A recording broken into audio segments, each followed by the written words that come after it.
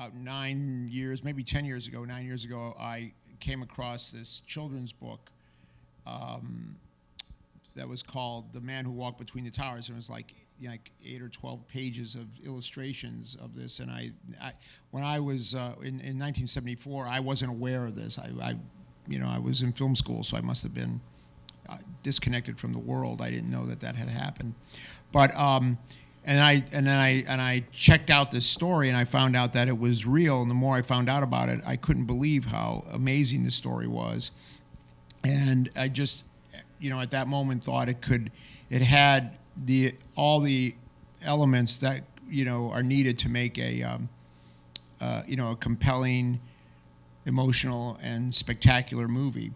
So I contacted Philippe, and he came out to California, and I had a nice long dinner with him and convinced him to let me buy the book and his life story and start developing the movie.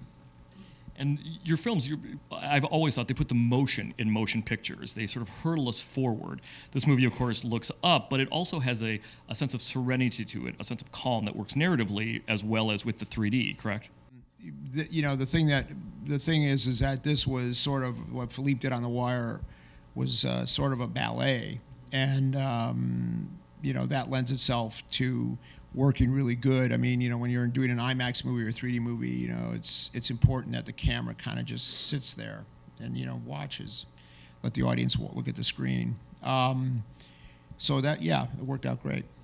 Kevin, there are about 1 million special effects that we could talk about in this film. I'd like to kind of get it narrowed down to 2 or 3, if we could, small details. One is that the details of the towers themselves, because they weren't perfect, you guys made sure that they were sort of not CG perfect. There's sort of little flaws in them that are kind of inescapable but still there that you wanted to make it real. The other thing is that the bottom 30 floors and the top 30 floors have details inside the windows. And Steve was mentioning to me earlier that even if you look down when he's on the wire, there are fans moving on the rooftops, correct? Yeah, no, the team went to town with thousands of pieces of reference photos, all kinds of any piece of footage that we could possibly get. And the funny thing is that we kind of forget is that digital photography didn't exist really at large when the towers existed, right? So we had to go off of old grainy film photos. And so the artist had to put a lot of time and effort into figuring out exactly how much detail, how much motion in the city, how much imperfection. And half of that came from those reference photos, and the other half came from hovering a helicopter above New York. We got to hover right above ground zero for about 2 days, right in the exact spot that Philippe walked, so we could figure out how much life and needed to be in the city. Incredible. There's so many elements to sort of keep track of, and yet they all meld together perfectly. One of the elements of Robert Zemeckis' film since *Romancing the Stone* in 1984 has been Alan Silvestri. Alan, the score for this film is extraordinary. It combines so many notes. It's got a playfulness to it. There's sort of a whimsical carnival echo to it. It's a caper film, so it's got caper elements to it, and then there's an ethereal grace, really, when he's up on the wire.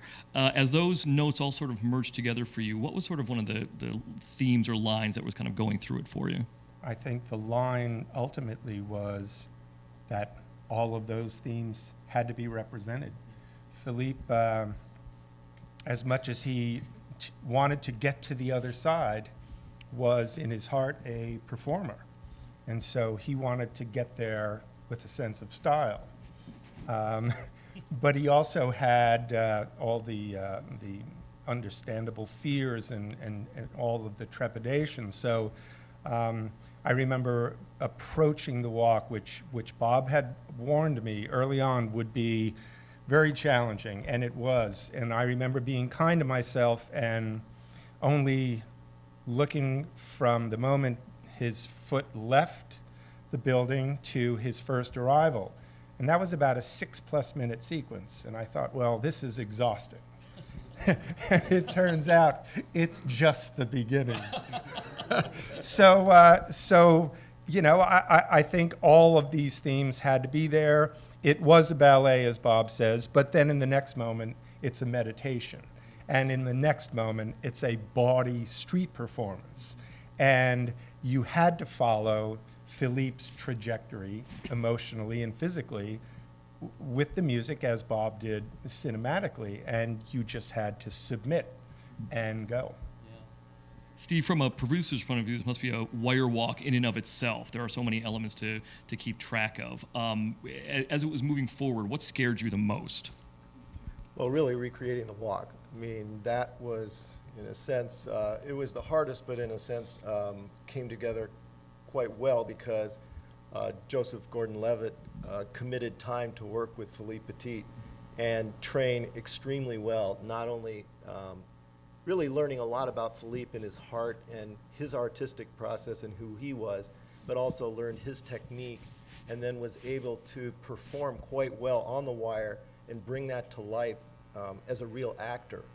And that was really the key to, I think, bringing the walk to life, is getting the heart and soul of the person walking, just not the technical aspect of putting one foot in front of the other. They worked for about 8 or 9 days or so up at Philippe's upstate home. Is that right? For about Yeah, 8 Philippe days. locked him in, wouldn't hardly let him eat.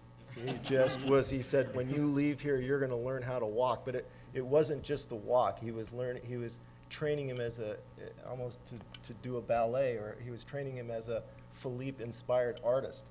Yeah. And so Joe came out with that kind of understanding. Bob, so much of the film, I think, was obviously inside Philippe's head. I just want to contrast it for a second with Castaway, where you have Tom Hanks alone on an island, and you would think, well, here's a perfect chance for voiceover, and in fact, you went the opposite. It was just us with Tom and a lot of silence for an hour or so of that film. This film, you would think, well, he's going to be silent on the wire when he's between the towers, but we need to be inside of his head to be able to hear all of the challenges and everything that he's calculating, correct?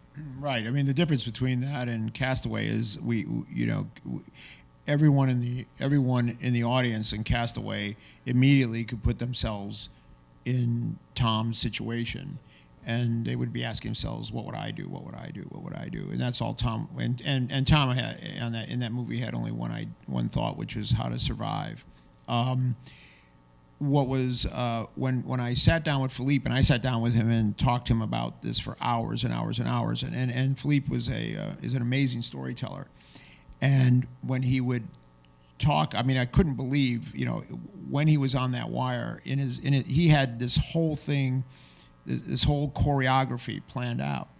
And I put that Beethoven piece in the movie too, because he would tell me what music was playing in his head when he was doing his performance, and I just, decided we had to just do that one piece because that's what he said he was thinking of when he did it. But anyway, he would tell me how he was feeling, and I thought, that has to be in the movie. So I had to come up with a device to, make that part of the fabric of the movie, so that when he's on the wire, we could know what was going through his head. Because otherwise, I think it would just be, there would be an important dimension missing if you were just watching him, walk back and forth and perform back and forth without knowing what he was feeling.